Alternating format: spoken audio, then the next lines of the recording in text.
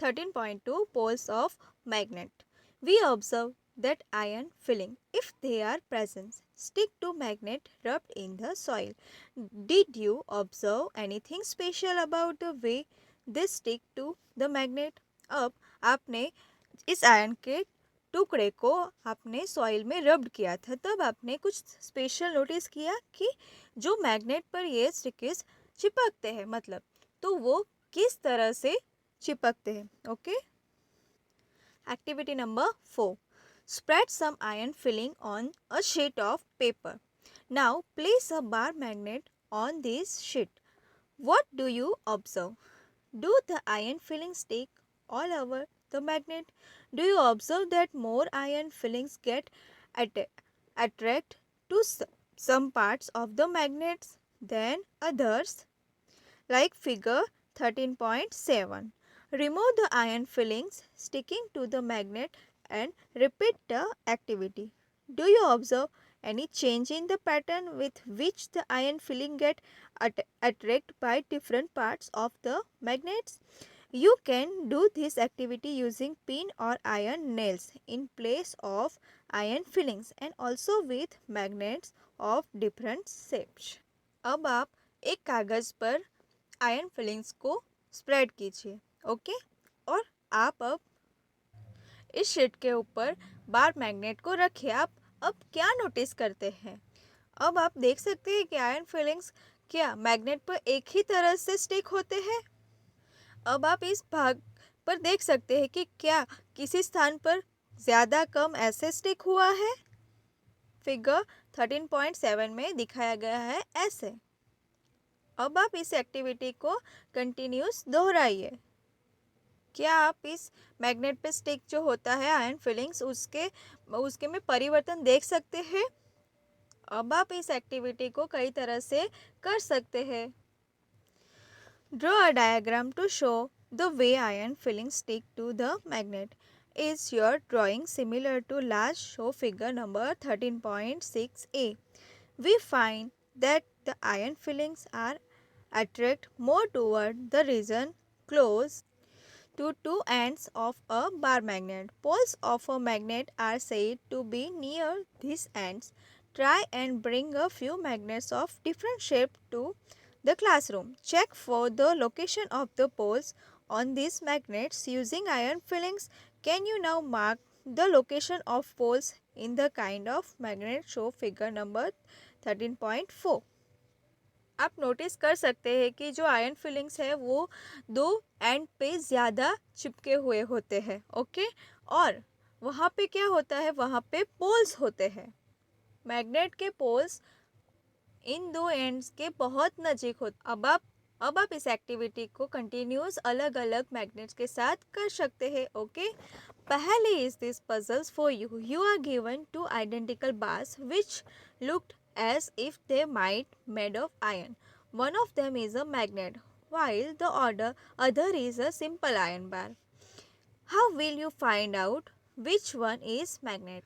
पहले के पास एक पजल है और उसके पास दो छड़ी है. ओके. वो लोहे की बनी दिखाई देती है, पर उसमें से एक छड़ी है वो चुंबक की बनी है मैग्नेट्स की, और एक छड़ी है वो साधारण लोहे की बनी है. अब आप कैसे पता करेंगे कि वो कौन सी है जो मैग्नेट्स की है और कौन सी नॉर्मल है? ओके. तो आप इजीली पता कर सकते हैं. कैसे? तो मैग्नेट्स की मदद से. ओके. लोहे की मदद से भी कर सकते हैं. 13.3 Finding directions. Magnet were known to people from ancient time. Many properties of magnets were also known to them. You might have read many interesting stories about the uses of magnets. One such story is about an emperor in China named Hong Ti. It is said that he had chariot with a statue of a lady that could rotate in any direction. It had an extended arm as if it was showing the way. Figure 13.8. The statue had an interesting properties. It would rest in such a position that its extended arm always positions towards south. By looking at the extended arm of the statue, the emperor was able to locate direction when he went to new place on his chariot. Ancient time में भी लोग magnet के बारे में जानते थे और उसके स्पेशल जो प्रॉपर्टीज है उसके बारे में भी उनको जानते थे. ओके, आपने कई सारी कहानियाँ भी सुनी होगी. ऐसी एक कहानी है चाइना के सम्राट के बारे में जिनका नाम है हुआंग टी. कहा जाता है कि उनके पास ऐसा रथ था, उसमें एक महिला की मूर्ति थी और वो मूर्ति हमेशा कोई भी दिशा में घूम सकती थी. इस महिला की मूर्ति ऐसे थी कि जैसे कि वो कोई रास्ता दिखाती हो. मूर्ति में ये विशेष गुण था कि वो हमेशा एक दिशा जो साउथ की दिशा थी उसके और ही वो उसकी फैली हुई भुजा को रोकती थी. सम्राट कभी भी न्यू प्लेस पे जाता था तो वो इजीली उस डायरेक्शंस के बारे में पता कर लेता था. Okay, let us make such a direction finder for ourselves. Figure 13.8 में आप देख सकते हैं ये सम्राट का रथ है और उसमें एक महिला की मूर्ति है. Activity number 5. Take a bar magnet.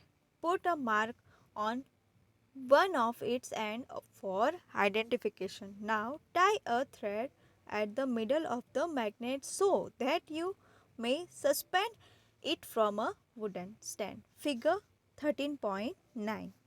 Make sure that the magnet can rotate freely. Let it come to rest.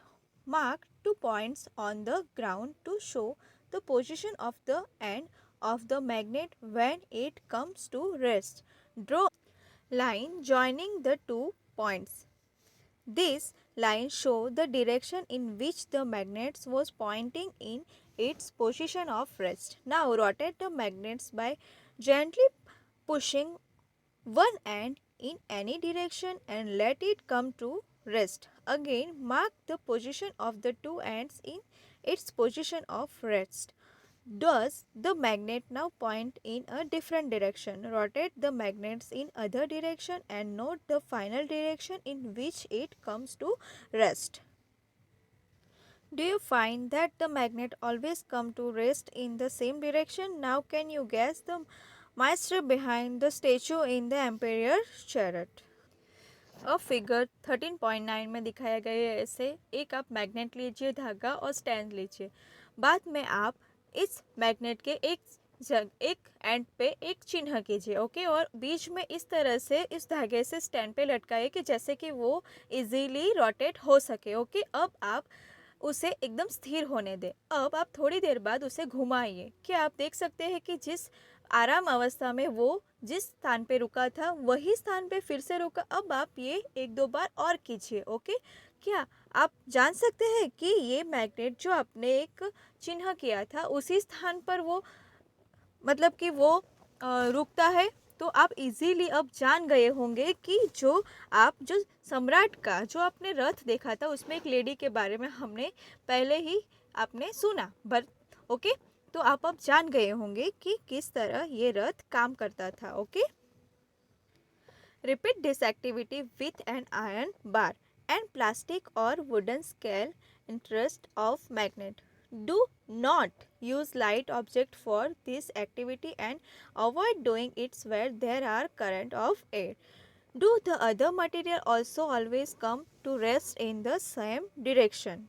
अब आप इस एक्टिविटी को अलग अलग मतलब कि मैग्नेट्स है और प्लास्टिक, आयरन बार, ऐसे लकड़ी की स्केल, ऐसे कुछ भी ले सकते हो. मतलब ध्यान रखना है कि हमको एकदम हल्की चीज़ नहीं लेनी है और ये भी ध्यान रखना है कि वहाँ पे ज़्यादा हवा नहीं हो. Okay, we find that freely suspended bar magnet always come to rest in a particular direction, which is the north-south direction. Use the direction of the rising sun in the morning to find out the rough direction toward east. Where you are doing this experiment, if you stand facing east, to your left will be north. Using the sun for finding Direction may not be very exact, but it will help to make out the direction north from the south.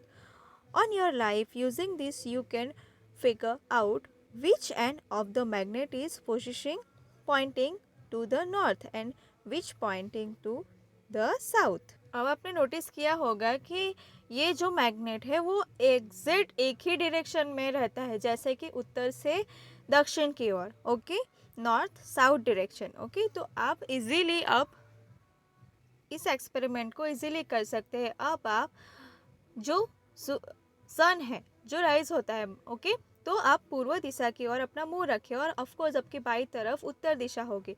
अब ये compulsory नहीं है कि यही direction हो, okay, पर आपको easily रहे इस तरह आपको ये बताना है और आप उत्तर दिशा की ओर एक पॉइंट कर दीजिए चुंबक के सिरे पर, ओके। और आप किसी भी जगह पे आप नॉर्थ और साउथ ढूंढ सकते हैं, okay.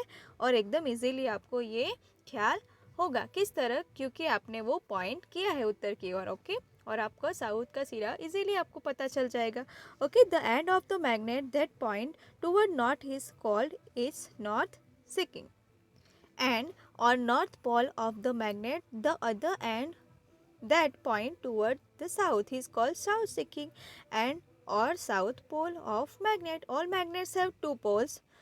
Whatever their shape may be, usually north and south poles are marked on the magnet. अब आप इस मैग्नेट के यूज से इजीली आप डायरेक्शन ढूंढ सकते हो, लाइक नॉर्थ को एन और साउथ को एस पोल, इस तरह से मार्क किया हुआ होता है, okay. In which direction is the main gate of your school, situation from your classroom, पहले का ये क्वेश्चन है, आप इजीली इसको सॉल्व कर सकते हैं। This property of the magnet is very useful for us. For centuries travels have been marking use of this property of magnets to find direction. It is said that in older days, travels used to find direction by suspending natural magnet with a thread, which they always carried with them later on. अब इस magnet हमारे लिए कितना useful है ये तो आपने देख लिया होगा।